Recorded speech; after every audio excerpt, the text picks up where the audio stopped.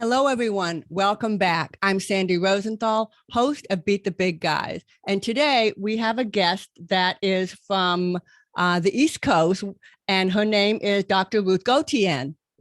Good afternoon. Hey, Sandy, how are you? I'm wonderful. Now, are you from New York? I am the Big Apple. The Big Apple. A little bit different. I'm from the little New Orleans. New Orleans, not so little. It's compared to New York, yes, but yeah, we like to think we're a big city. New Orleans has personality, sure. that's for sure. We've got that, and we do like to party. That's one thing. We will celebrate anything, and we will party for anything. So, and we deserve that. So, when are you coming back to New Orleans? I need to come. I need to come. There's a benet that has my name on it. Okay. Well, I look forward to that. I'm going to go ahead and tell my listeners a little bit about you. Okay. Great. And then we can get started. Dr. Ruth Gotian is the Chief Learning Officer and Assistant Professor of Education in Anesthesiology and former founding Assistant Dean of Mentoring and Executive Director of the Mentoring Academy at Weill Cornell Medicine.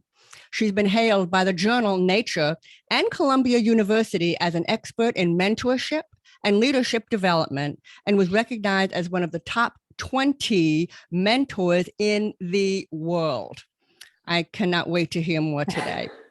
She is also a semifinalist for the Forbes 50 over 50 list. She's a contributor to Forbes and Psychology Today, where she writes about optimizing success. Her research is about the mindset and the skill set of peak performers like Nobel laureates, astronauts, and Olympic champions, which she writes about in her book, The Success Factor, which just debuted January of this year. So congratulations on all of these amazing accomplishments. Thank you. It's definitely been a whirlwind. But a fun whirlwind, at least. Oh, it's been great. It's been great. I'm so happy for you. But before we start, I admit I was doing a little research and I was looking through your Twitter feed and you got a lot of likes on one of your posts on Twitter where you did an interview with a format that beats Zoom fatigue. Well, pray do tell. I'm trying to remember which that was to beat the Zoom fatigue, but I have been on so many Zooms in the last 2.5 years, just like everybody else. And at the end of the day, we have to realize that these are people behind it, and getting to know the people is the most important piece of it. And giving people breaks all the time is so critical. We have to do that, because staring at this green dot all day for hours and hours and hours just isn't working. We have to get back to our grounding gap. We have to get back to the humanity in all of the conversations. And Zoom has allowed that a little bit, right? We have become really close friends with people we've never even met before. And a perfect example is because of Zoom, like, look, you're in my house. Yes. You're in my house. I've got my dog bed right here. I just moved it out of the way a little bit, but I could have left it there. You're in my home. So the divisions between work and home and personal are pretty much beyond blurred. They're probably broken down. And so they're different in that respect, but they're also from the standpoint of you're staring at a screen for often hours. Hours and hours. In fact, I had a limit how many Zooms I can do in a day. But, it's interesting. I am part of several think tanks, and there is one with some pretty heavy hitters on it. I mean, look at the research that I do, right, on success. And early in the pandemic, a few weeks into it, one of the people, we have a private Facebook group, and one of the women, she said, I need humanity. I need socialization. If there is anyone else who needs it, I'm going to open up a Zoom room. And that Zoom room opened up in April of 2020. It's been going on every single Saturday night since. since April 2020, plus special occasions, New Year's Eve, Election Day, etc. And some of the people have yet to meet face to face. Wow. And they have become such good friends. They've become collaborators on projects. They published together. They wrote position papers together. And it started with somebody offering some humanity. So Zoom is definitely needed and beneficial, but we just have to watch out for that, as you described it. I hadn't seen the term before, Zoom fatigue. Yes, it's a real thing. And there's ways to do it. That's right. Just by limiting the number that you do in a day. So that's it.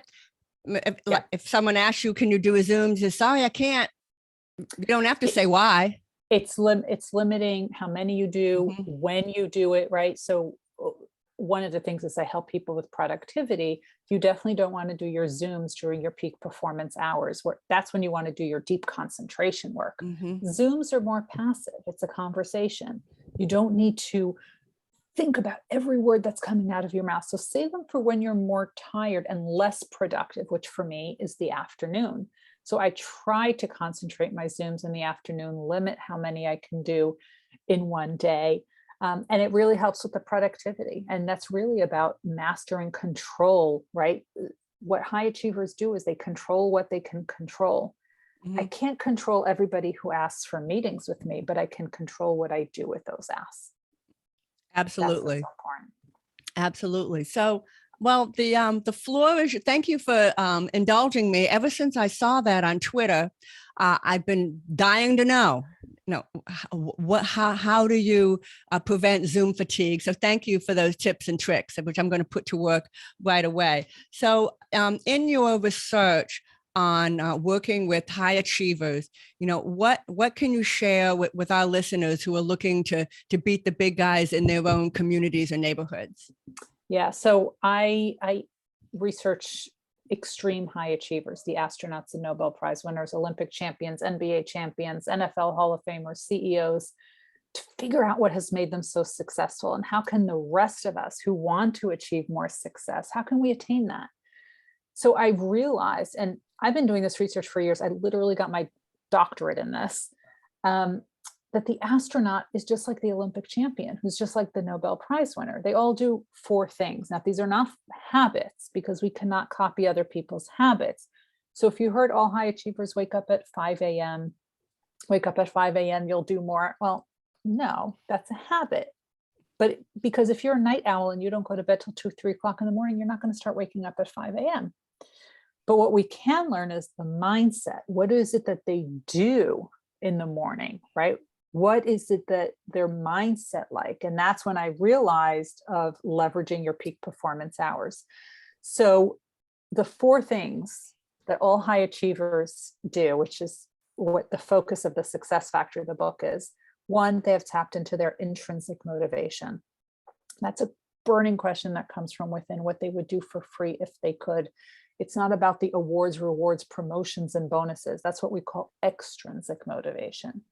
Intrinsic is you would do it for free. It's the reason you get up in the morning. It's the reason you can't quiet your mind at night. That's 1. Number 2 is the work ethic, tenacity, resilience, grit, whatever term you want to use. Really what it means? It's how you overcome challenges. Are you the person who's sitting and watching Netflix when a pandemic hit? Or are you the person who's taking control and seeing what it is? What is it that you can control? Control what you can control. How are you overcoming the challenges? Do you see these are things that happen to me? Or I haven't thought of the right strategy yet to overcome the challenge. That's number 2.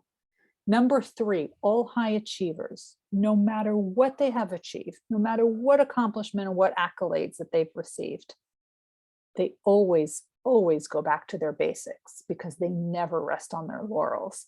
What worked for them early in their career is going to work later in their career. They always go back to the technique, to the basics. Strong foundation, which is constantly being reinforced. Last but not least, and this is the one that surprised me the most, they are continuously learning.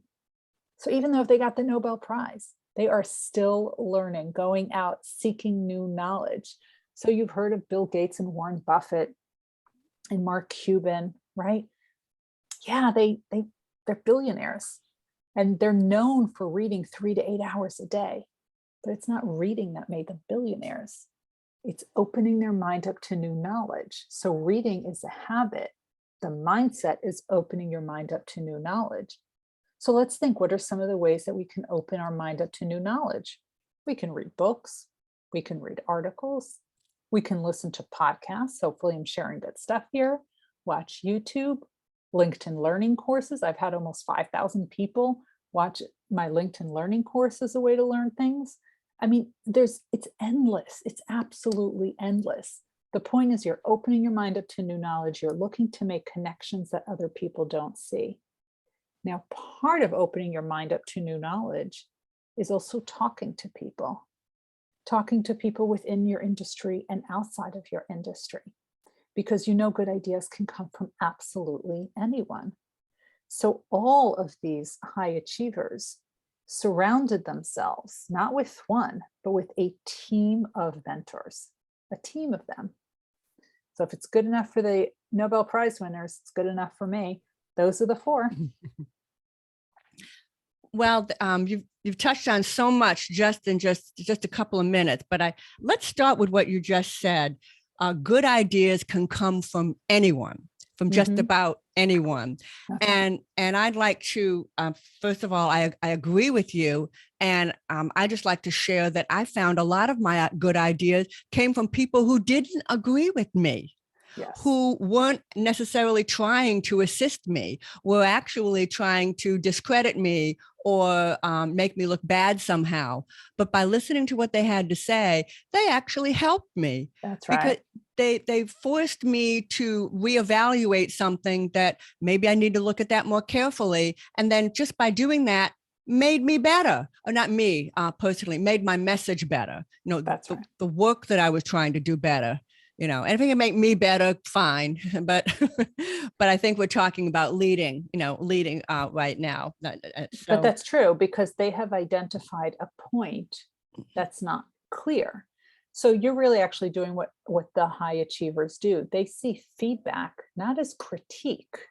They're thinking of it. We have to think of ourselves like athletes and musicians who are craving this feedback, because these are the micro changes that are going to make them better. Because if the Olympics, it is down to hundredths of a second. So anything that you can teach me is an opportunity to get better. So we need this information as an opportunity to get better. So instead of thinking what I can change in the past, let's think of it the way my mentor, Marshall Goldsmith, says, feed forward. What can I do in the future to make it even better? And I can't say enough how much I agree with that, craving feedback. Please tell me, please give me some criticism.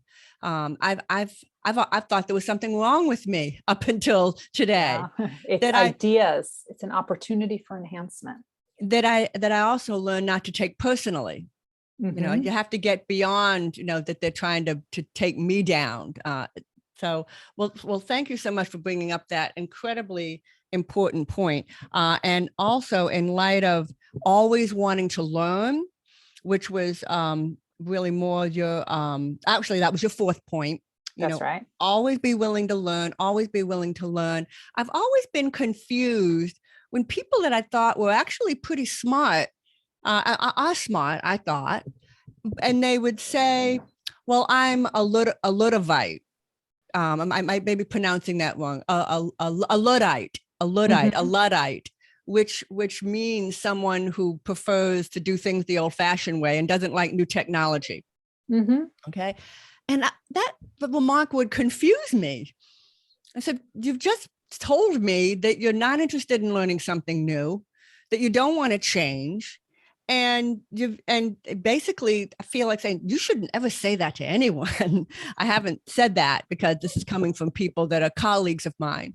But so what would be your response if someone said to you, oh, I'm a Luddite, if I'm pronouncing that correctly? So, you can be great at a lot of things. You don't have to be great at everything, right? You really, really don't, because these people might be great at something, and maybe technology, exhausts them. It depletes them, right? Every time I have to change my phone, I put it off as long as humanly possible, because I know I am going to need to learn something new, adapt something new. And frankly, I don't have the bandwidth for that right now, because I'm too busy learning new things in other areas that I need to learn, right? New ideas, new concepts. The phone, it's an annoyance, right? It would be an annoyance if I had to learn something new. Now, there's some people who want to be first in line because that's what they love. Yeah. But the things that I'm doing exhaust them. So we all have the different types of things that we love so much. So if you don't have to be great at everything, you don't have to want to learn everything. Look, I read 70 to 100 books a year. I inhale books, right? And I read them in 3 different formats. I read them in print version for leadership books. I listen to autobiographies, and my Kindle is more for fiction, right? For enjoyment. That's my way of learning new things, right? So I want to think that I am absorbing and constantly learning. But when it comes to something maybe as simple as updating the operating system on my computer, or changing my phone, or getting a new laptop, I literally wait till the last possible second, So because you're I'm so busy just consuming new knowledge in other areas that excite me more. So if I understand, it's okay to not want to learn about something new if it's something you don't care about, or if it's something that's irrelevant to your work. That's okay. And maybe people even like myself, I should give myself a break. And I don't have to learn everything about everything. Nope. Look, there's certain things I can't do. I won't do. I'm not interested in doing, right? There's certain people who are the creative ones. They can just make beautiful things, right? And there are other people like me, I can barely match colors together, right? Everyone's got their skills, and I could learn, but I'm not so interested in learning, right? I'm much more interested in learning new coaching techniques, new writing techniques, those kinds of things are much more exciting to me. Understood. And I just can't help. I'm so curious. I am actually a slow reader. Can you give me some helpful hint? I do love reading, but can you give me a helpful hint? Maybe I can't read 70 books a year, but what would you suggest to me to help me read faster? Because I feel like I'm missing out on some learning. Maybe you just haven't found the right format to read. Okay. So for example, you remember I told you I listen to autobiographies. I don't read the autobiographies. I find them boring when I read them, but when I listen to them when I'm in traffic, I'm actually quite fascinated. Okay. So it's very, very different. But the leadership books, I much prefer having the print version, because I highlight things, I tab things, I underline things, I write in the margins, right? And fiction, I don't want to listen to fiction. To me, that's how I relax. There's no thinking involved. So that's why I do it on the Kindle. But I know at the end of the day, I get tired. So I need something where I can enlarge the letters, right? So you just, I think, need to find the right format, and then the right genre. Okay. I'm going to work on that, because I'm a little embarrassed that I don't read more than I do. So when you're relaxing, we're just taking a step to the side, just because now I'm curious. So when you relax, what do you like to read? Oh, it's usually fiction. And ideally, it would be near a body of water. I don't have to go in the body of water. I need to be near the body of water. Where you want to be. So it's fiction, like historical novel fiction, or just love stories. Maybe I'm getting too personal. Pure fiction. I usually like stories about small towns where it's a series, and each book in the series focuses on a different person and their life. It's pure fiction. No thinking involved. Where you actually care about the person and cares what happens to him, her, or them. Okay. And you want to be by a body of water. Well, that's a very natural thing. People like to be there near the water for irrigation, navigation, and because they like to look at it. That's right. All of us are like that. Well, would you believe my guilty pleasure in reading is horror novels? Horror. Stephen King, Michael Kuntz, horror. And I get so excited, like, oh, this is so much fun, reading my horror novels. It's funny how we all have a thing, but we need that though, or we'll Right. implode.